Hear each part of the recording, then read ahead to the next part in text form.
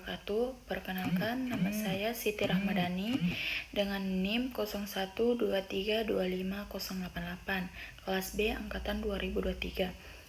Baik, di sini saya akan memaparkan terkait proposal saya yang berjudul Uji Aktivitas Anti Kanker Biji Kelor pada lini sel adenokarsinoma kolorektal di LD1 dengan metode MTT-SI. Baik, di sini ada latar belakang di mana terjadi perkembangan sel adenokarsinoma kolorektal dipicu oleh mutasi gen APC, KRAS, dan TP53 hingga menyebabkan proliferasi sel yang tak terkendali.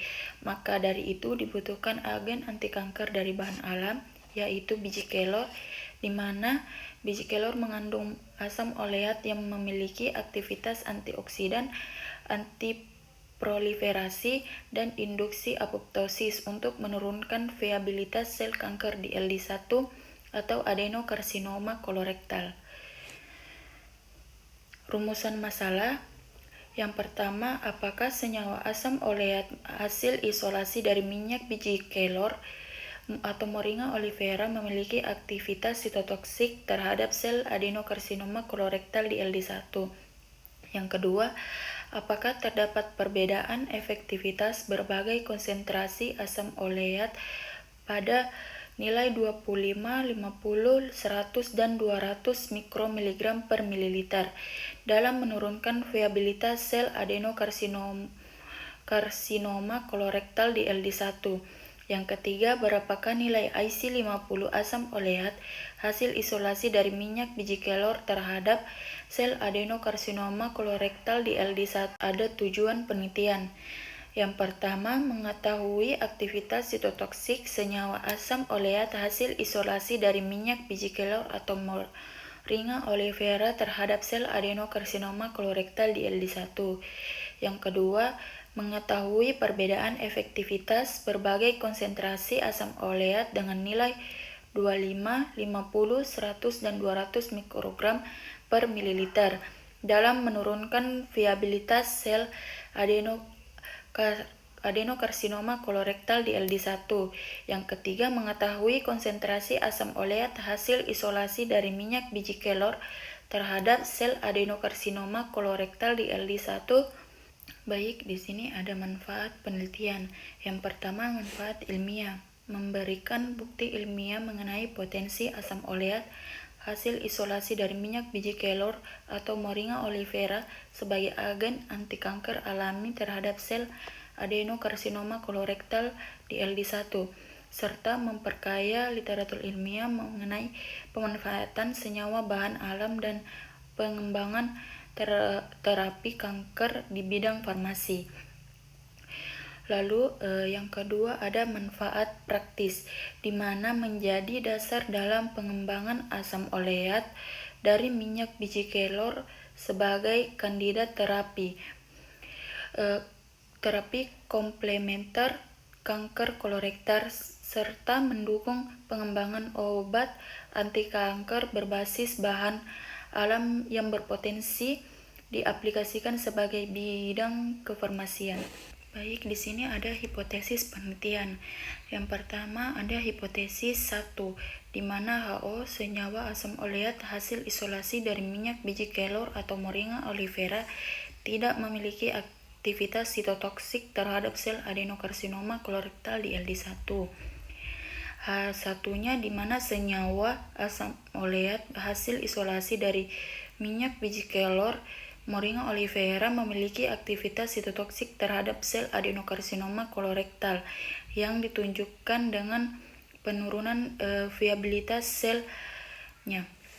Terus ada hipotesis 2, di mana HO tidak terdapat perbedaan efektivitas berbagai konsentrasi asam oleat dari nilai 25, 50, 100, dan 200 mikrogram per mililiter terhadap viabilitas sel adenokarsinoma kolorektal di LD1. Yang H1-nya itu terdapat perbedaan efektivitas berbagai konsentrasi asam oleat dari nilai 25, 50, 100, dan 200 mikrogram per mililiter terhadap viabilitas sel adenokarsinoma kolorektal di LD1. Selanjutnya ada klasifikasi biji kelor atau Moringa oleifera, di mana kita ketahui biji kelor merupakan sumber alami asam oleat yang berpotensi sebagai agen sitotoksik dan antioksidan terhadap sel kanker, di mana taksonominya yaitu ada kingdom Plantae, divisi Magnoliophyta, kelasnya ada Magnoliopsida, ordonya ada Brassicales, familinya ada Moringaceae, terus genusnya ada Moringa dan spesiesnya ada Moringa oleifera. Profil model uji sel DLD1. DLD1 merupakan lini sel adenokarsinoma kolorektal manusia yang umum digunakan sebagai model in vitro dalam penelitian kanker kolorektal. Karakteristik utamanya itu ada asal adenokarsinoma kolorektal manusia. Karakteristik genetiknya dia membawa mutasi pada gen APC, KRAS, dan TP53.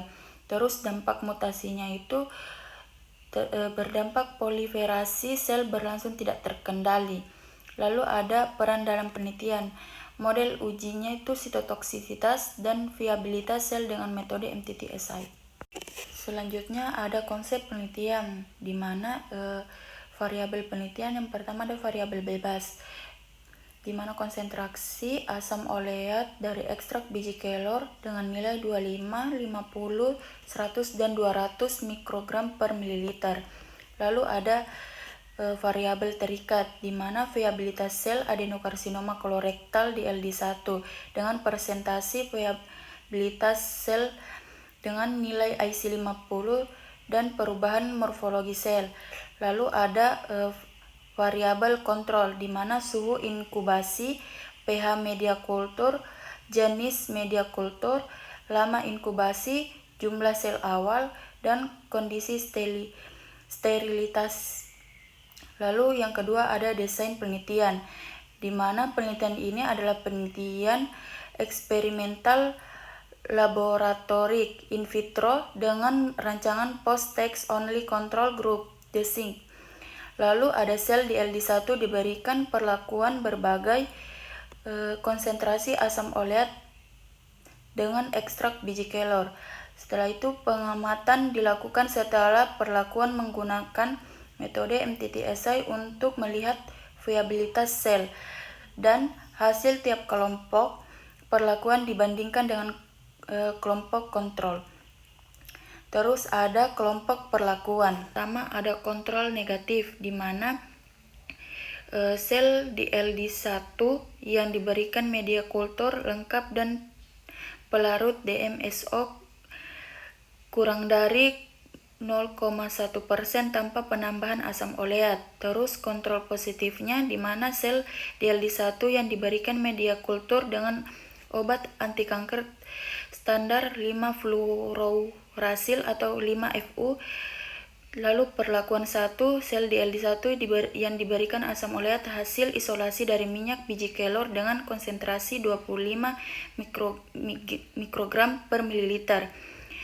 Perlakuan 2, sel di LD1 yang diberikan asam oleat hasil isolasi dari minyak biji kelor dengan konsentrasi 50 mikromiligram.